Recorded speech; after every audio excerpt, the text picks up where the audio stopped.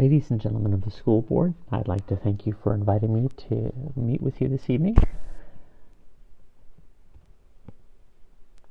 As you know, there are often questions about how our school district ought to address various religious issues that come up from time to time.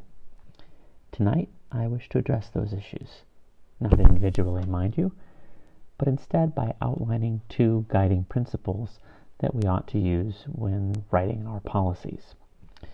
These two principles, depicted here as pillars that will support our policies, are individual rights of both students and staff, and our school's responsibilities toward upholding those rights.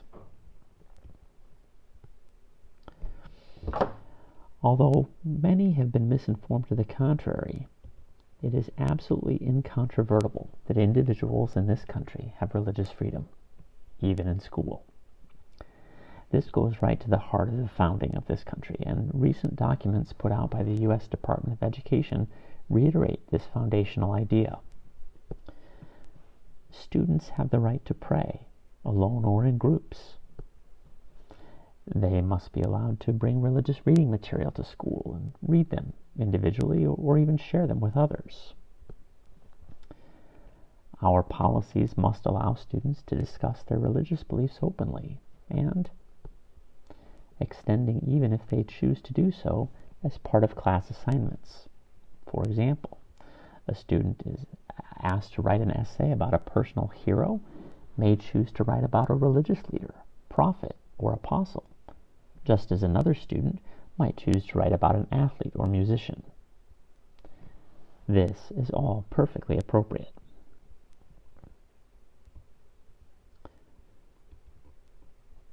Now, just as students have rights to religious expression, so do all school staff.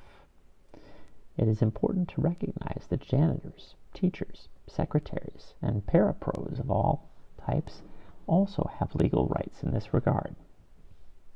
As we write our policies, care must be taken not to impinge upon these rights. Just as students have the right to pray, teachers also would have the right to pray during their free time. It would be inappropriate for them to lead a prayer in class, but certainly before class, before students arrive, perfectly appropriate for them if they choose to do so. Teachers, faculty, staff, all could be allowed to read scripture during their free time.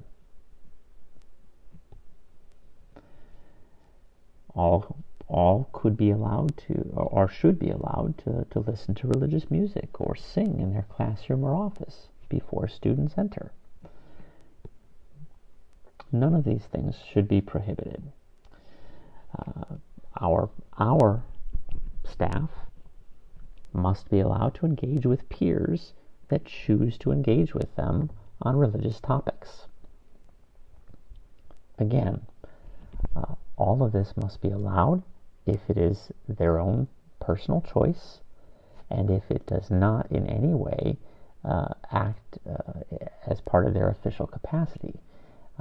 We cannot have school staff presenting their ideas to others as a representative of the school.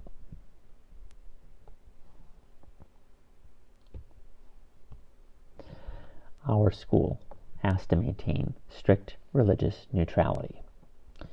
Remember, our policies rest on two pillars. The first was individual freedom. The second was the responsibility to maintain strict neutrality regarding religious topics. And as freedom of speech does not allow students to talk during teacher instruction time, our school must set reasonable controls in order to foster a healthy learning environment.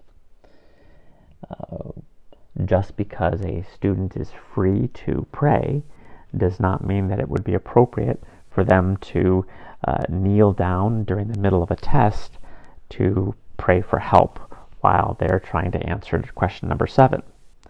That sort of thing would certainly be disruptive to many people in that classroom.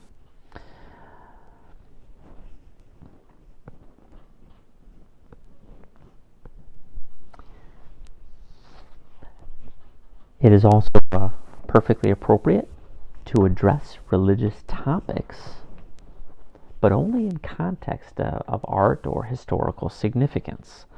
So, as we teach various aspects of social studies or geography, as we teach about exploration or history, or as we teach in the fine arts, in music classes or art classes, perfectly appropriate to touch on and even explore some of those religious ideas and how they have impacted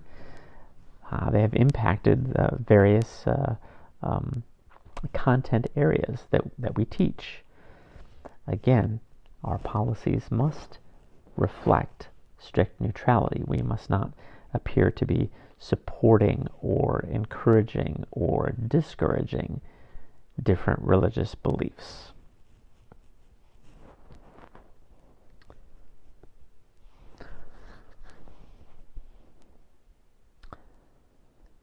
The rest of this you are free to take a look at on your own. If you'd like to read through this, go ahead and stop my speaking now, and you can read it on your own. When you're ready for the next part, go ahead and start it up again.